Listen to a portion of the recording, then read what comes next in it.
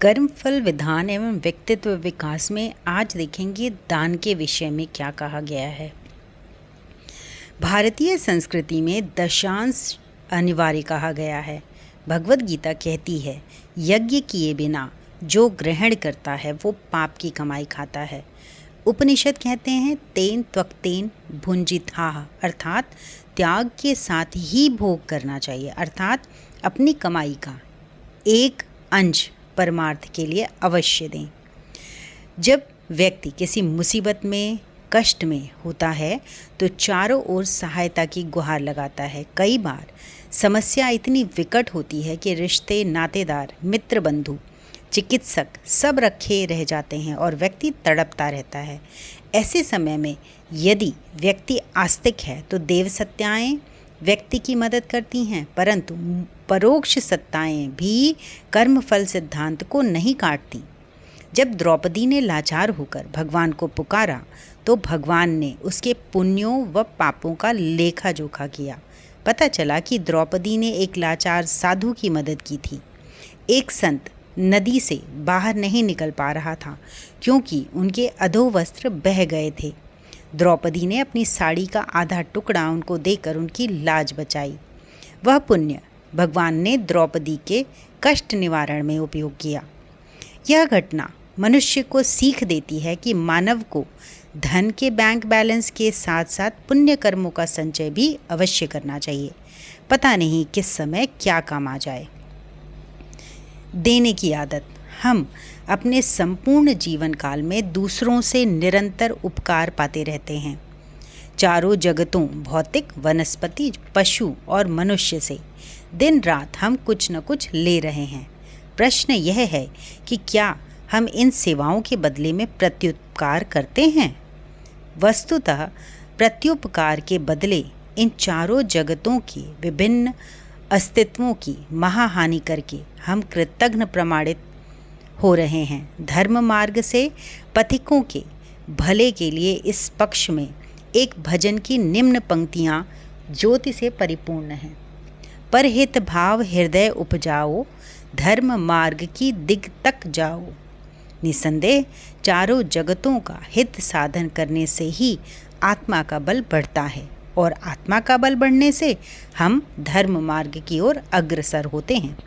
इसीलिए यह अत्यंत आवश्यक है कि हमें चारों जगतों से एहसान व सेवाएं महसूस हों और उनके बदले में हम उनके काम आने को तत्पर हों।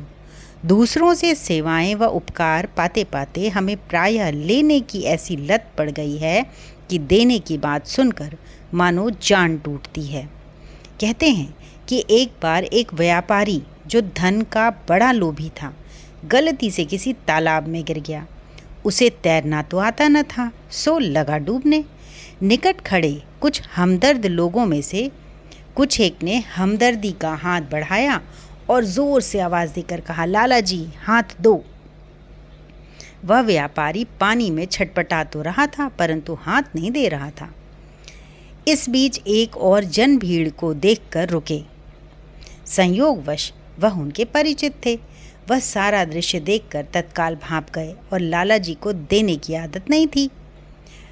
उन्होंने इतना कंजूस जीवन जिया कि वह हाथ नहीं दे सकते, सो वह फौरन चिल्लाया, इनसे हाथ देने को मत कहो, इनकी ओर हाथ बढ़ाकर कहो कि लाला जी हाथ लो।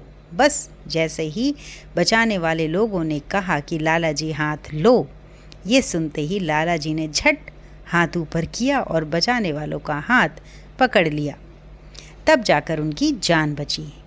देने के महत्व को स्पष्ट करते हुए विंस्टन चर्चिल ने इतना सटीक कहा है, we make a living by what we earn, we make a life by what we give. यानी हम जो दिन रात धन कमाते हैं उससे तो हम अपनी आजीविका ही बनाते व एकत्र करते हैं, परंतु जो हम दूसरों को देते हैं, पर सेवा में समय व शक्तियाँ खर्च करते हैं, उससे अपने जीवन का सृजन करते हैं। जो व्यक्ति अपने द्वारा कमाए हुए धन को केवल अपने या अपने परिवार तक ही सीमित रखता है, उसके एक अंश यानी दशांश को जन कल्याण के निमित्त नहीं दान देते, उसके भयानक दुष्परिणाम उनको भोगने पड़ते हैं। वो क्या क्या होते हैं? पहला है, ऐसे व्यक्तियों में कृपणता मतलब कंजूसी की ग्रंथियां बन जाती हैं। व्यक्ति अपने धन को बढ़ता देख प्रसन्न होता रहता है। उसका अवचेतन मन धन के साथ आसक्त हो जाता है। अवचेतन मन का दूसरा कार्य है शरीर में जमा दूषित पदार्थों को बाहर निकालना। जोड़ने की प्रवृत्ति से ग्रस्त अवचेतन मन शरीर के भीतर की गंदगी को भी अंदर ही जोड़कर रखता चाहता है। इससे व्यक्ति का रक्त एवं अन्य अंग दूषित होते जाते हैं और वह व्यक्ति तरह तरह के रोगों का शिकार हो जाता है। ऐसा व्यक्ति अक्सर कॉन्स्टिपेशन का शिकार पाया जाता है। दूसरा है, प्रत्येक व्यक्ति की नाड़ियाँ संचित कर्मों से अवरुद्ध पड़ी रहती हैं। जैसे जैसे व्यक्ति की उम्र बढ़ती है उसका शरीर रिजिड होता जाता है मतलब कड़ा होता जाता है और कड़े शरीर में दर्द और जुड़ाव की प्रवृत्ति उभरती है। परंतु यदि व्यक्ति दया, करुणा, प्रेम अथवा उच्च आदर्शों के लिए त्याग करता है तो नाड़ियाँ शुद्ध होती हैं और उनमें उचित प्राण प्रवाह चलता रहता है और व्यक्ति लंबी उम्र तक स्वस्थ बना रहता है। उस व्यक्ति की उम्र अधिक होती है जो मानवीय गुणों से ओतप्रोत रहते हैं।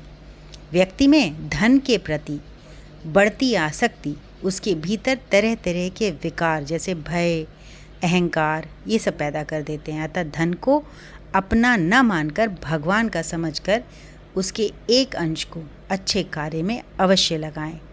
चौथा, कई बार व्यक्ति का मन बहानेबाजी करता है कि किसको दूं, कोई सुपात्र नहीं मिल रहा है।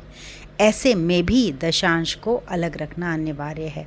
इससे व्यक्ति की आत्मा स्वतः उसको धन के सदुपयोग का निर्देश देती रहती है। पांचवा, जैसे रुका जल सड़न उत्पन्न करता है वैसे ही धन का स्वयं के निमित्त संचय व्यक्ति के व्यक्तित्व मीन्स पर्सनैलिटी में अवरोध उत्पन्न करता है। परिवार में बच्चों के संस्कार बिगड़ने लगते हैं। आपस में अविश्वास पैदा होता चला जाता है। संबंधों में खटास का सबसे बड़ा कारण संचित धन ही है। अतः धन का वितरण अनिवार्य रूप से करना व करवाना चाहिए। दान, व्रत, सेवा, तीर्थ ये सभी सदा रहने वाली शांति व परम आनंद को प्राप्त करने में सहायक हैं तथा इस लोक में सफलता प्राप्त करने में ये लाभ की वस्तु है।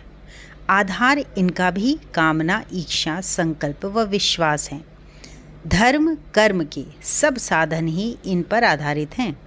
साधारणतया हम निस्वार्थ भाव से किसी को हित व प्रेम से कोई पैसा, कपड़ा, भोजन, दवा इत्यादि देते हैं, वो दान कहा जाता है। इस दान की भावना मन के अंदर पैदा होती है और यह भी जब हमारा मन किसी बाहरी व्यक्ति से प्रेम करे या हित करे। यह दान 3 प्रकार के हैं, सात्विक, राजसिक और तामसिक। सात्विक दान क्या होता है? संस्कृति के उत्थान, मानवीय मूल्यों की स्थापना एवं लोक कल्याण के उद्देश्य से निस्वार्थ भाव से किया हुआ दान सात्विक होता है। यह दान किसी ज़रूरतमंद को दया भाव रख कर भी दिया जा सकता है, जो केवल देने वाले और लेने वाले को ही मालूम होना चाहिए। ऐसा कहा जाता है कि यदि दाहिने हाथ से दान दो तो बाएं हाथ को मालूम ना हो, यानी यह समझ कर दिया जाए कि मेरा तो कुछ है नहीं, परमात्मा ने मुझे दिया है, मैं तो उसका दिया हुआ दे रहा हूँ। इस दान का इस लोक में भी विशेष फल है और परम आनंद व परम शांति प्राप्त करने वाले योग में भी इसका विशेष लाभ है। ऐसा दानी बहुत ही जल्दी अंदर से जो विचार या संकल्प विकल्प उठते हैं उसको छोड़कर समाधि लगाने में सफल हो सकता है।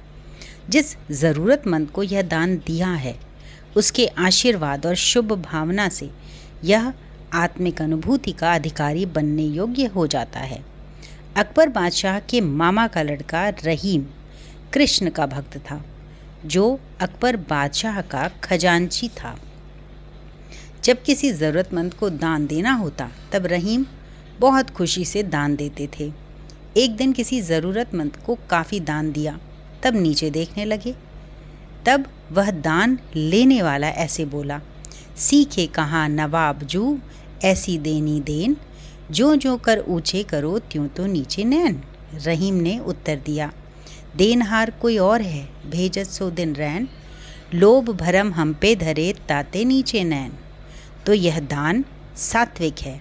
यहाँ दान देने वाला अपना नाम प्रकट नहीं करना चाहता है, यानी नेकी कर कुएं में डाल वाली कहावत यहाँ सार्थक होती है।